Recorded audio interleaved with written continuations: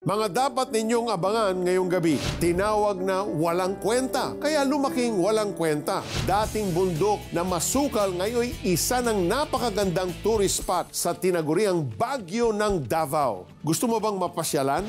Biktima ng rayuma at gout na nagpasimula ng Bicycle Club. Paano nangyari yun?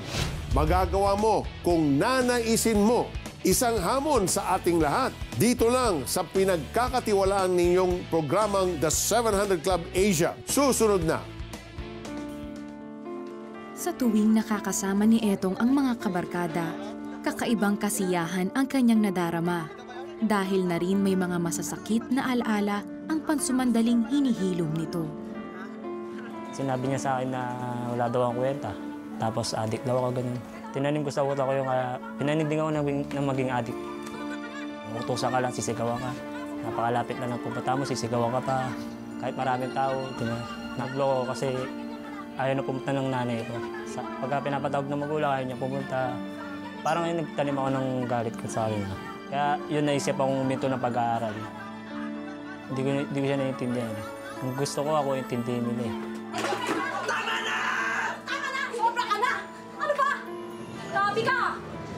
Natikma ko na yung drugs. Nagbago na yung isip ko, nagbago na lahat. Parang naging mainitin ang ulo ko. Lagi na akong nakikipag-away. Kunting sabihan lang, nag-away kami ng nanay ko. Nagkakasagutan kami lagi. Nasarapan din ako nun. Lagi kang gising, active ka lagi, papatapak. Parang minamanid. Parang pinapatigas lalo yung puso mo.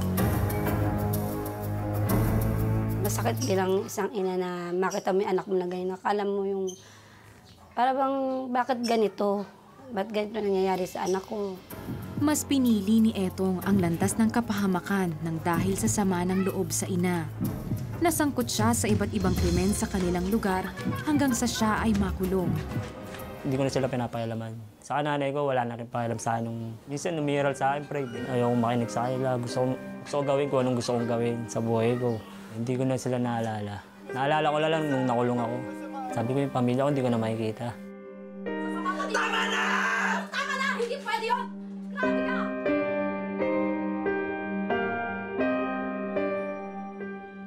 Sa paglabas ng piitan, isang kababata ang naglakas loob na intindihin ang mundo ng mga tulad ni Etong. Actually, natatakot ako sa kanya dati kasi baka na-snatchan ako kasi kilalang hold up, snatcher dito yun. Iiwasan ko talaga siya. Nung nag-start ako sa church, parang syempre na-feed ako ng Word of God. Sinabi ko sa Bible na parang don't give up on your brothers. Sobrang tumatak sa akin yun. We don't have to fear na pumasok tayo sa mga gangsters, sa mga addict. Kasi every one of them needs Jesus in their hearts, di ba? Parang kailangan talaga nila. Yung motivation ko is yung love talaga ni Jesus Christ. Na kung galing niya ako kamahal, gusto ko parang dun sa ibang tao na ganito rin kamahal ni Jesus. Gusto ko maramdaman ng ibang tao kahit konti lang. Alam kong di naman natin mababayaran yun kasi hindi natin mababusin dahil by grace tayo na save it. Pero kahit man lang doon, Lord, mapangiti kita. Nilalaro-laro ko lang, gumaganon-ganon pa ako. Habang kumakanta, yung parang hallelujah. Kasi kakalabas ko lang, hindi naman ako seryoso talaga ng mga panahon na yun. Naramdaman ko sa paligid ko, sa kanila na open ako dun sa church na. Mabait na mga tao, tinanggap ko talaga si Jesus. Nung nabaptize ako, sobrang init ng pakiramdam. Sobrang sarap. Isang proseso ang naging pagbabago ni Etong simula nang magdesisyong tanggapin si Jesus sa kanyang buhay. Sabi sa nung isang kabrother ko, patawarin mo lahat ng mga nakakasala sa'yo. Pinunta ko yung nanay ko nung mga panahon na tinanggap ko na si Jesus. Tapos humingi ako ng sorry. Sabi ko, patawad. Ganun. Mahal ko kayo, sabi ko sa kanya. Tawarin niyo ako sa mga nagawa kong kasalanan. Hindi ko naman din talaga magagawa kundi dahil kayo doon. Kasabay ng pagsasaayos ng Diyos sa nasirang relasyon ni Etong sa kanyang pamilya, ang mababang pagtingin naman niya sa sarili ay nagbago din nang makilala pa niya ng husto si Jesus. At ngayon, Sa wakas, sabi ko salamat. Nalaman niya yung pagkakamali niya lahat. Malaking pinagbago niya. Nagpapasalamat ako una sa Panginoon. Pangalawa nga dyan kay JD. Kahit ganyan yung anak ko, pinagtiyagaan niya talaga. Talagang binigay niya ng oras yung anak ko. Hindi nila pinabayaan yung anak ko. Talagang pinakita nila lahat na halos anong gamit nila, inaano nila sa anak ko. Iba na ngayon yung anak ko. Napakasarap na talagang napakasaya ko. Sa dami-dami ng mga ginawa kong kasalanan, hold up, snatching, nangakit ako ng bahay, pulgasin, shabu, rugby, alak, beba. Nagawa pa rin ako patawarin ni Lord kahit na ubod ako ng makasalanan. Sa mga kapwa ko, dahil ko niloko, sinistapa, pinatawad pa rin ako ni Lord.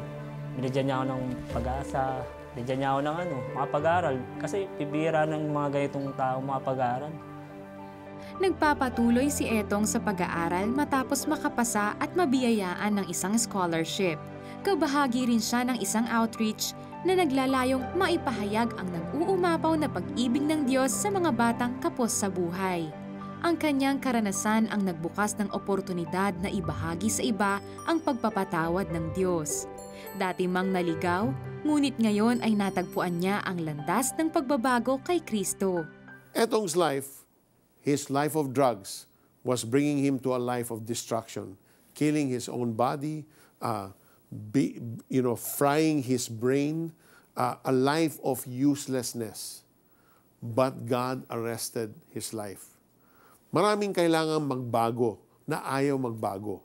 At marami rin gustong magbago pero hindi kayang magbago. You cannot change your bad habits with your own strength. You don't have the ability, you don't have the power. Supposing you want to stop drugs, you want to stop smoking, you can't do that alone. All you need to do is turn over your life to Jesus Christ, like what Etong did. He can set you free, and you too can experience the miracle of a positive, transformed life when you put your life in the hands of the Savior. Like Etong, it all begins with a prayer of faith from your heart. Join me in this prayer. Just say, my Heavenly Father, I don't know what to do. I don't know how to stop my taking of drugs. I don't know how to stop my drinking. I don't know how to stop the bad habits that I acquired. I tried, but I have failed. So Lord, right this moment, I want to turn over my life and put it completely into your hands. And I confess all the sins that I have committed against you, against my family, against my friends. Lord, forgive me, cleanse me, make me brand new. And right this very moment, I choose you, Jesus, to come into my life, to be my Lord, to be my Savior. Starting today, Lord, transform my life, change me, make me a person that is pleasing to you every single day. I offer you my life, my everything, my future is in your hands. I pray this prayer from my heart in the name of Jesus. Amen and amen. If you prayed that prayer just now, please call us. We can pray for you, give you encouragement from God's Word, and help you grow in your newfound faith. We have people who can take all your calls 24 hours a day, 7 days a week. Wala pong holiday. Our hotline is 737-0700. You can also text us at our smart number 0949-888-8001, our Globe 0917-4065001, and Sun number 0925-300-3000. Sumabay ba kayo sa pagdarasal at tinanggap si Jesus bilang iyong Diyos at tagapagligtas? Ibahagi nyo naman sa amin. Please text yes, space the 700 Club Asia at ipadala yan sa aming smart number 0949-888-8001 at Globe 0917-4065001 at Sun number 0925-300-3000. For Edith, a change of residence eventually led to a change of heart and direction in her life. Tingnan natin kung paano. Bagamat hindi salat sa buhay, batak sa mabibigat na gawain sa bukid, si Edith at ang kanyang 8 mga kapatid. Ito ang dunong na pamana ng kanilang mga magulang para sa kanilang magkakapatid.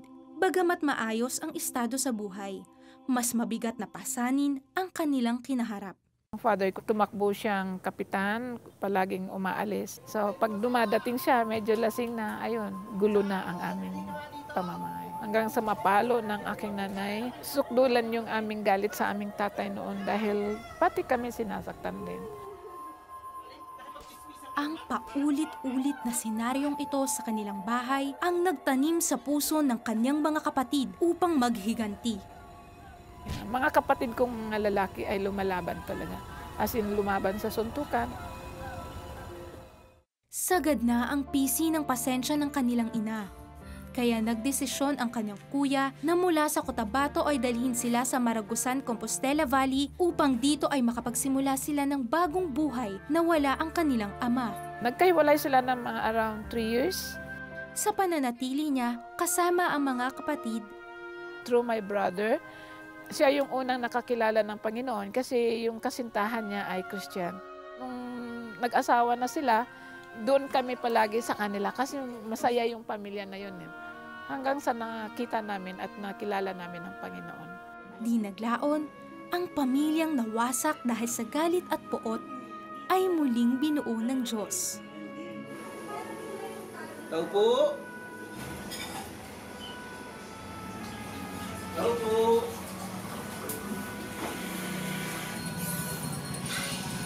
Siguro na-realize ng tatay ko na kailangan niya kami, kailangan niya ang aking nanay, at sumunod siya. At nag-promise siya na hindi na niya gagawin ang kanyang ginawa. Kalakip ng pangakong ito ng kanyang ama ay ang paghingi niya ng tawad sa kanyang mga maling nagawa. Nakalimutan ko din yung aking sakit ng loob. Sa paglipas ng panahon, ninais ni Edith na subukin ang pamumuhay sa ibang bansa. Doon namin na-realize na bakit ba pupunta pa tayo dito na ang ganda ng Pilipinas at ang yaman ng Pilipinas. Kasi doon, magtatrabaho kami. Parang domestic helper ako. So parang sabi namin, parang mas maganda ata ang buhay sa Pilipinas. Sa pagbalik sa Davao, dito nakita ni Edith na tunay ngang laging may mas magandang plano ang Diyos kesa sa mga bagay na iniisip niya. Dahil sa nakikita niyang potensyal na magtayo ng business sa mataas na lugar, nangarap si Edith na magkaroon siya ng sariling lupa sa bundok na kung saan iniluhod niya ito at binulong sa Panginoon. 2 taon lamang ang lumipas, sinagot ng Panginoon ang kanyang dalangin at nakamtan ang lupang kanyang inaasam-asam. Dito niya itinayo ang Havens Peak, isang napakagandang resort sa tuktok ng bundok. Napapalibutan ito ng nagagandahang bulaklak at puno. Kaya naman, paborito itong pasyalan ng mga taga roon. At bukod sa pag-aalaga ng iba't ibang hayop, mayroon din silang napakalawak na taniman ng mga organic na gulay at prutas. Yung love, yung passion ko sa agriculture, andyan pa rin, hindi nawawala. We realized then later on na yung ginawa pala ng tatay namin sa amin, yung disiplina na naranasan namin, yung trabaho na naranasan namin, nagamit namin ngayon. At dahil naging mabuting katiwala si Edith sa Diyos, higit pa ang naging buhos ng pagpapala sa kanya na ginagamit niya upang makatulong sa kapwa. Yung tita ko, meron siyang pottery na ganito. Nirequest niya ako na mag-manage sa kanyang pottery. Doon ako nagkaroon ng ideya. Nung sabi nung anak niya na parang kaya na nilang gawin, umalis na rin ako. Pero definitely parang hindi nagtagal. Yung mga tauhan doon, kailangan nila ng trabaho. Sa una, parang naawa lang ako sa aking mga tao. Awa ng Diyos na kaya na naman nakapagsimula. So nag-happy sila. Yung marketing at saka yung quality, siyempre hawak ko pa rin. Kasi ito naman ngayon, hindi lang pang landscape ang aming bricks, kundi talaga pang housing na. In fact, meron kami isang project ngayon na buong subdivision, puro bricks ang gagamitin. At kasi, di ba, less expensive siya compared doon sa traditional natin na hollow blocks. Ninais din ni Edith ang tulungang mabigyan ng sariling lupa ang kababayan niyang kapuspalad. Kaya naman, sa halos 10 taon niya sa negosyong People's Urban Settlement and Housing Incorporated, ay 3,000 pamilya na ang nagkaroon ng sariling lupa dahil sa kanyang programa. At sa kabila ng kanyang mga tinatamasa, isang bagay pa rin ang mahalaga para sa kanya. My life verse is found in Job 1:21. I came naked from my mother's womb, and I shall have nothing when I die. It is His. At kukunin niya ang lahat. He will take away. Pero sabi ni Job, sa dulo nun, blessed is the name of the Lord. Yun din ata ang aking paghuhugutan Kung ano't ano man ang nangyari sa buhay ko, ang aking nadaanan, at ang aking paroroonan, ibibigay ko pa rin sa Panginoon ang lahat. Kasi sa Kanya naman lahat ito. Tama yan. You can see in Edith's life, she put God first. You know, seek God and His righteousness. Okay, first, and then the promise is all these things will be added unto you. And another verse that you can see lived out in the life of Edith is, you know, when you take delight in the Lord, He will give you the desire of His heart. Di ba, binulungan niya si Lord na gusto niya yung mountain na yun that was not beautiful. And through her, God enabled her to make it beautiful, productive, and abundant.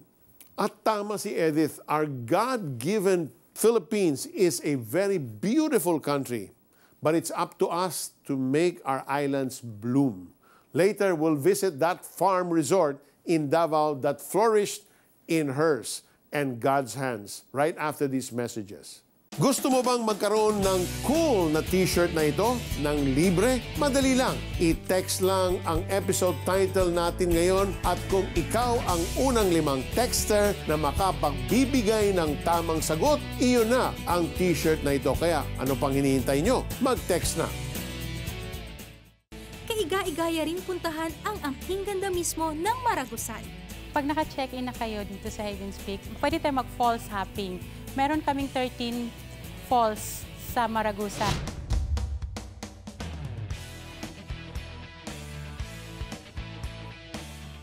Isang linggong tiniis ni Jeremy ang kamay niyang naaksidente. Yung bangka, ma-underpan po yung makina. Sinanglay ko yung kamay ko. Kaya't sa healthcare mission ng Operation Blessing, nabigyang solusyon ang sitwasyon ni Jeremy. Salamat po sa tumulong po sa amin. Nagamot po yung braso ng anak ko. It became possible for us to alleviate their condition because of your continued support. Thank you for your help. And together, we'll encourage people to love the Word, live the Word. Donate now. Visit www.cbnasia.org and click Give. Dito sa Kamalig Albay, lumaki si Gary V. Kaya nang ito'y masalanta ng bagyong Ninya, di natiis ni Gary V na bumalik dito at mag-abot ng tulong sa mga mamamayan kasama ang CBN Asia. CBN has had a track record of doing good, and not only because they have to, but because it's really part of what they're made of. It's part of their DNA. It became possible for us to alleviate their condition because of your continued support. Thank you for your help. And together, we'll encourage people to love the Word, live the Word. Donate now. Visit www.cbnasia.org and click Give.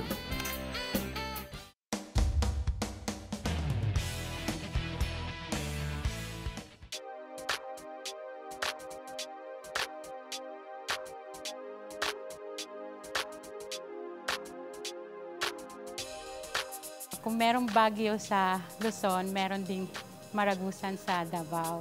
Malamig siya, malapit sa nature. May enjoy niyo yung creation ni God talaga.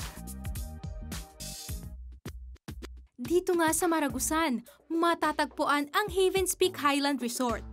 Nang masilayan pa lamang ng may-ari na si Edith Julian, ang ganda ng tanawin mula sa lugar na ito at ang yaman ng lugar na kanyang tinutungtungan, nabihag na agad nito ang kanyang puso. So nakita ko tong lugar na to. Sabi ko sa pamangkin ko, kukuha ako ng lupa dyan. Baka makahanap tayo. 2 years after that, binigay sa akin ng Panginoon. Natatandaan ko nung una kong binili yung 1,200, that will only cost me about 20 pesos per square meter. Dagdag ng dagdag hanggang umabot ako ng 4.5 hectares. Kaya ganito siya kalaki ngayon. Sa simula ay bahay-pahingahan lamang ang nais ipatayo rito ni Edith. At upang maisakatuparan ito, hindi naging madali ang proseso. This is mini forest. Binigyan ako ng Panginoon ng mga taong marunong maglinis ng ganito. At binigyan din ako ng taong tawag namin sa kanya, howler. Dahil hindi siya napapagod, akyat baba, magdala ng, imaginein mo na lang yung 4 na sakong simento, ilalagay niya sa kanyang balikat at dadalhin niya dito sa taas. Whole day yun, hanggang gabi. Imaginein mo kung ilang libong tonelada ang nadalang sand and gravel dito sa taas. Mga bakal, mga yero, everything. Galing talaga sa baba at dumaan talaga sa kanilang balikat.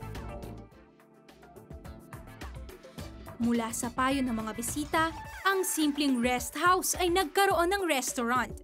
Yung pagkain namin po sa Maragusan, lahat po organic yan siya. Kasi kami, vegetable farming po kami dito. Pati pa mga organic animals, yung mga native chicken, native kambing, ganon. At mas nakakaaliw pa rito, isang espesyal na tao ang naghahanda ng pagkain para sa kanilang mga bisita. Mako-consider ko yung pinakabata naming chef. 17 years old siya. Nagsimula siya sa amin ng 6 years ago. Working student namin siya, pero na-train siya ng dati naming chef. So ngayon siya na yung chef namin. Siya talaga yung pinagmamalaki namin dito.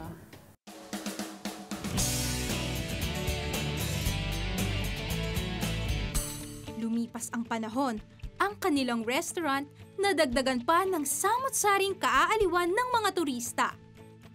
Meron kaming cable car, may enjoy nyo yung buong view ng Maragusan. Pagdating nyo sa taas, meron din kaming swimming pool para sa mga check-in guests. Maraming bulaklak, vegetable, pati weather. Minsan hanggang 9 o'clock ng umaga, zero visibility pa yung baba. Wala kayong makikita sa kapal ng fog. Bukod sa kamanghamanghang pagkakagawa ng resort, kaiga-igaya rin puntahan ang angking ganda mismo ng Maragusan. Pag naka-check-in na kayo dito sa Havens Peak, pwede tayo mag-falls hopping. Meron kaming 13 falls sa Maragusan. Pero ang mapupuntahan natin, lalo na sa mga nagmamadali lang, overnight lang, 3 falls lang. Lahat yan sila malalamig, lahat yan sila may enjoy nyo, makaka-swimming talaga kayo. Meron din kaming hot spring, 2. So after sa cold spring, pagkagabi kasi malamig yung weather, pwede tayo magbabad sa hot spring. Kapares pa ng ganda ng tanawin ay ang mainit na pagtanggap ng mga tao sa resort. Kaya naman, I am inviting you to come and visit Havens Peak Highland Resort, 3 hours ride from Davao City. You will experience peace and serenity and God's creation at your side. Welcome to Havens Peak Highland Resort! Yay! Havens Peak, such a beautiful resort run by beautiful people, children of the King of Kings and the Lord of Lords. Bakit nga ba tayong gumagastos na malaki to enjoy the sights in other countries? We have beautiful island, our beautiful island paradise waiting to be discovered, waiting to be seen by us, perhaps just a bus, boat, or a short plane ride away. For one, we can visit Havens Peak and be inspired by God's creation and Edith's artistry and entrepreneurship. She has been an excellent steward of the land, so that's why God continues to bless her. Tularan natin siya.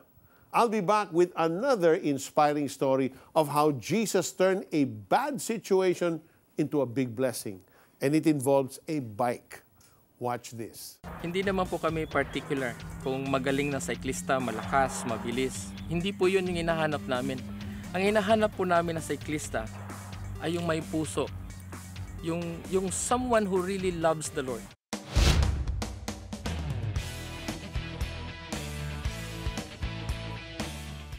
Gusto mo bang magkaroon ng cool na t-shirt na ito ng libre? Madali lang. I-text lang ang episode title natin ngayon at kung ikaw ang unang 5 texter na makapagbibigay ng tamang sagot, iyon na ang t-shirt na ito. Kaya ano pang hinihintay nyo? Mag-text na.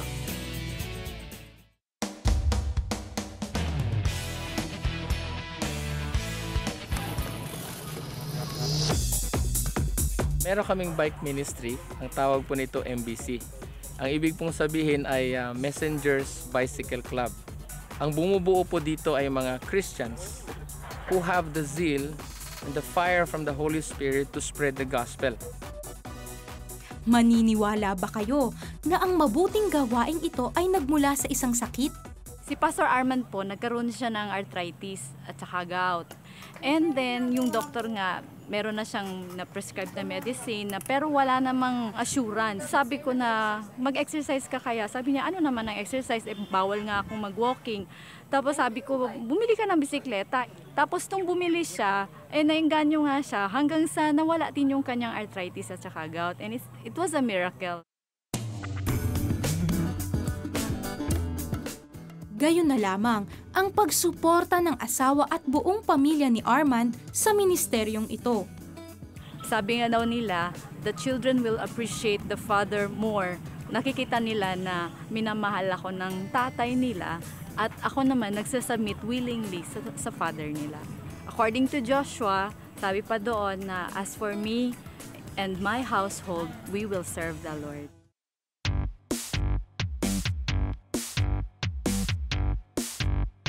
Bagamat mapisikal ang aktibidad ni ito, hindi naman mahigpit sa pagtanggap ng miyembro ang MBC.